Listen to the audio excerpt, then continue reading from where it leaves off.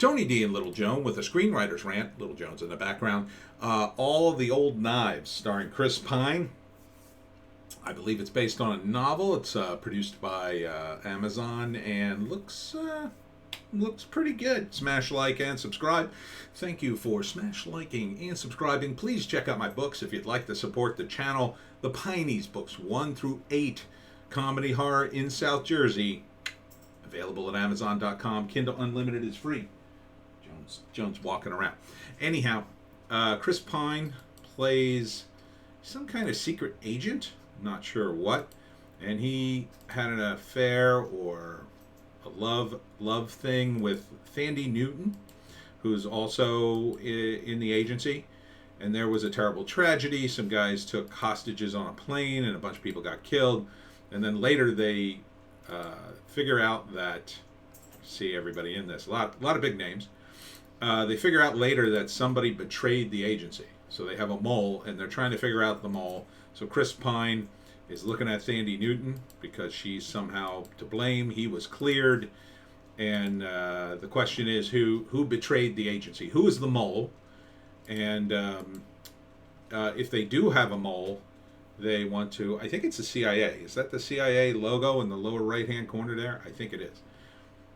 So if someone did betray the agency, then they're going to kill him and hush the whole thing up, so there's no prosecution. And he's a suspect. Everybody's a suspect. So, I mean, it looks well produced. Based on a book usually means good things. All the Old Knives. I like the title. April 8th. In select theaters and on Prime Video. Here's the tough thing about a movie like this. You've got Laurence Fishburne. I forget the other guy's name already. Chris Pine and Thandie Newton. One of them is the suspect, right? So, you know, when you do something about internal betrayal, yeah, you know, it's hard to make it work and not either lead the audience. You really have to lead the audience in such a way based on, I think, previous movies, right? So a lot of times there'll be the red herring. I think the older guy, oh God, Laurence, I think his last name is, he's the red herring, Taylor Laurence. I already forgot. I looked at the names and I've already forgotten them. Here, let's see. Chris Pine, Laurence Fishburne, Jonathan Pryce, that's who. Jonathan Pryce. Jonathan Pryce, to me, strikes me as the, he is the red herring, right? And then the real killer is, you know, if you really want to throw people for a loop, it would be Chris Pine, right? He hasn't been stalking Thandie Newton to investigate her. He's stalking her to frame her and then kill her to cover up his own crimes. Maybe. Or maybe it's Laurence Fishburne. That tends to be a weaker choice, I think, when it's the guy who's in charge of the agency or the division or whatever. And needs more suspects. And unfortunately, when you have big name actors, typically it's one of these. Now, it is a book, I believe. I think it's written by a book, a book first.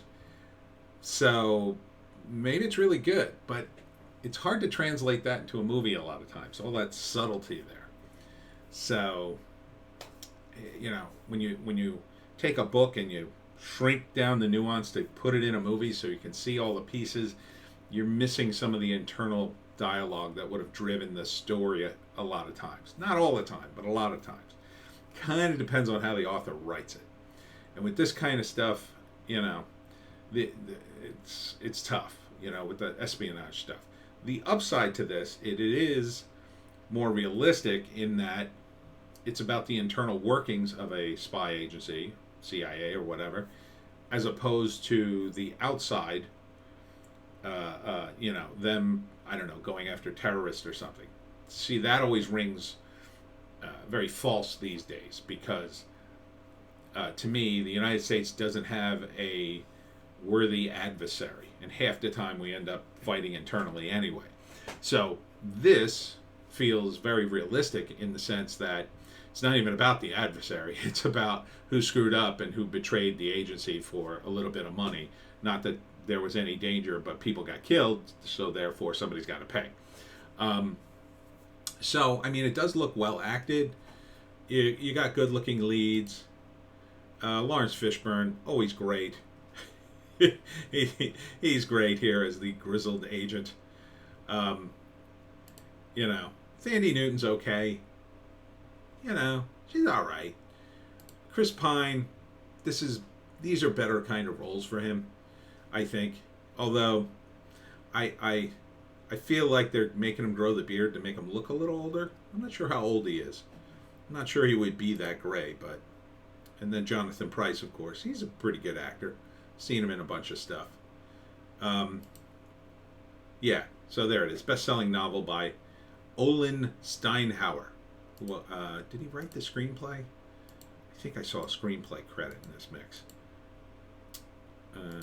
Yes, screenplay by Olin Steinhauer, directed by Janice Metz.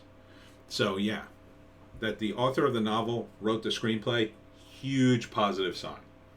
So yeah, I'll probably watch it. I mean, it's on Prime. I got it for free, so why not? So first act, there's new evidence comes to light. It implicates that there's a mole in the agency. Chris Pine was already cleared as a natural selection to do the investigation, and they suspect Thandie Newton. He investigates. Act 2, he reconnects with her. She's been messed up since the incident on the plane, which caused everybody a bunch of problems. Her career went off track. But Chris Pine reconnects. She thinks maybe it's more romantic, but it's not. They accuse Jonathan Pryce, who's probably the red herring. But in a book, who knows? In a book, it could be everybody's guilty, which would be great. That sounds like a great ending. But we'll see. Maybe they're just looking for somebody to blame in all this. So, is she, will Chris Pine have to kill her, or is somebody else to blame that's framing her? It sounds like a very dreary movie, the way it's presented, in that, it doesn't sound like it sounds like a film noir, right? Everybody's a little guilty of something. Everybody's up to shenanigans. But the question is, who's the most guilty and who's going to take the fall at the end? So, All the Old Knives. I think I might watch this.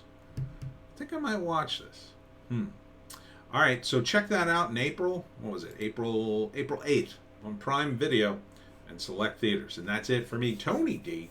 Check us out on the other videos, and especially check us out on Odysee, Bitchute, and Rumble.